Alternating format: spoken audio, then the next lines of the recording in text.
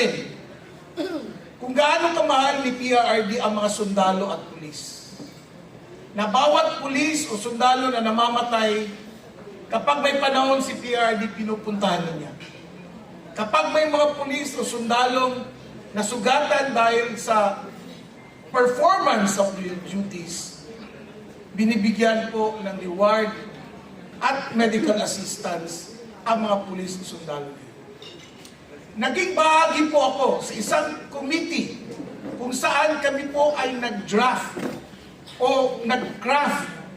Kami po yung gumawa ng mga batayan, ng mga guidelines nung Social Comprehensive Benefit Program na kapag ang sundalo o ang pulis ay namatay in the performance of their duties, sa encounter, killed in action, the families, yung napag-iwanan, ay tatanggap po ng kalahating milyon. Ang mga anak ay siguradong magkakaroon ng scholarship program under CHED. Yung nanay magkakaroon ng training under DTI, TESDA, at financial literacy program under Bangko Sentral ng Pilipinas. Kami po sa PMS, ang isa sa mga ahensya nakatutok din dyan. Dahil bawat sundalo at police o any uniform personnel, Bureau of Fire, Coast Guard, etc., kapag namatay in action, automatic bibigyan agad ng financial assistance ang pamilyang napag-iwanan at continuing support, livelihood assistance sa mga misis na naiwan, mga anak na naiwan o pamilyang napag-iwanan.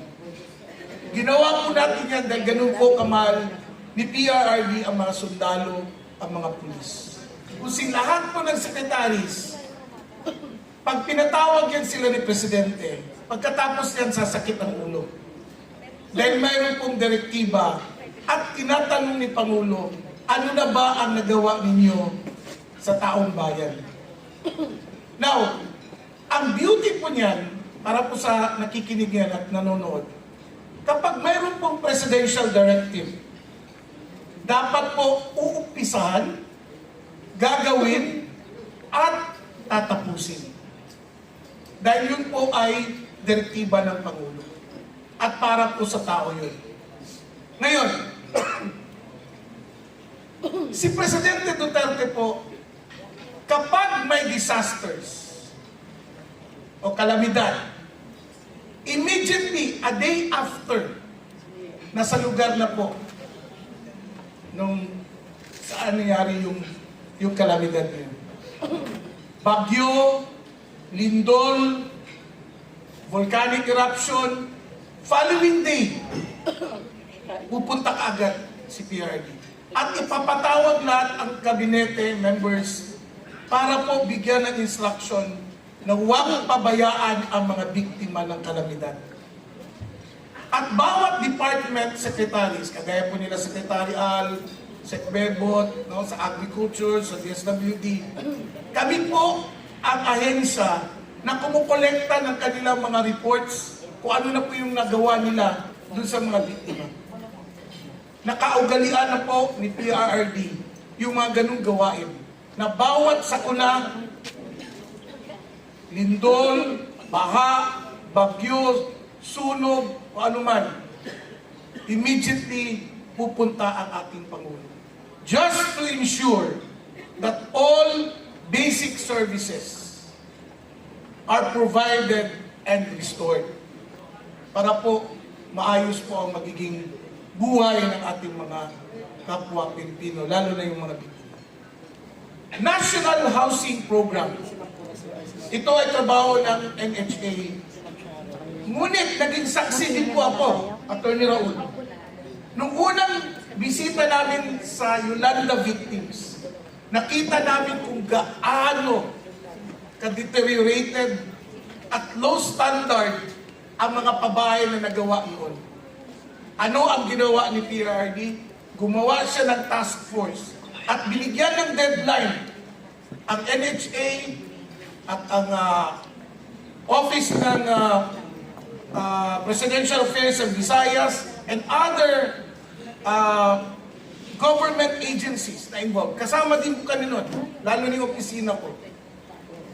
Binigyan sila ng timeline, i-rehabilitate, palakihin, at magdagdag ng mga pabahay sa mga Yolanda victims. Hindi lang po yun, isa lang po yun sa mga examples na pwede ko pong ma-share sa inyo. Kung bakit ganun kamahal ni PRD ang mga tao. At ang pagsiservisyo niya ay talaga sa tao, sa bayan. Marami doon pong mga social housing na ibinigay si PRD, lalong-lalo na sa mga informal settlers at mga kababayan natin na sunugan.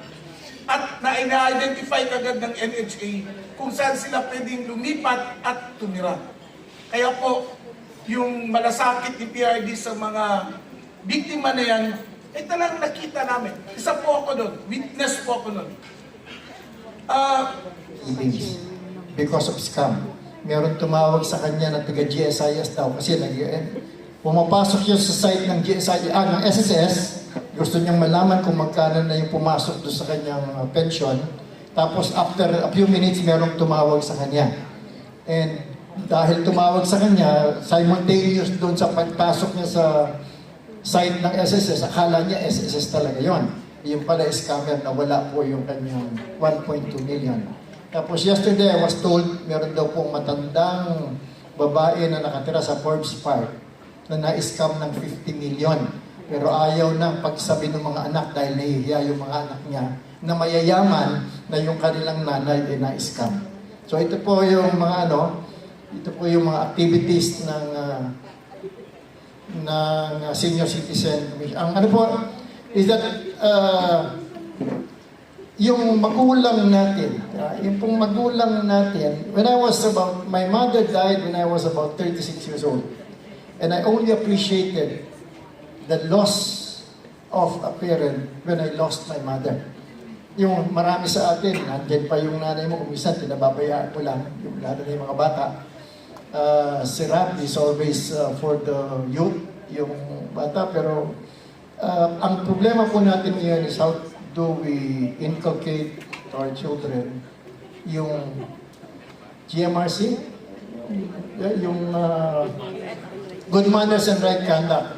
Nung araw, pagka tayo maingay sa klase at binato tayo ng eraser, hindi ka pwede magsumbong sa nanay mo, mapapalo ka pa. Samantala ngayon, yung nanay mo, ididemanda yung teacher. Minura ka pa lang. Minura pa lang ng teacher yung anak. So, yun po yung natin yun. Our committee, Senior Citizen Committee of PDP would like to request the members na baka po pwede tayo gumawa ng programa on how to inculcate. Teach our members to teach their children. Because, sabi po ng Bible, Proverbs 13:24, sabi niya, he who holds back his rod hates his son. So, pagka hindi mo dinidisiplina yung anak mo, you hate him.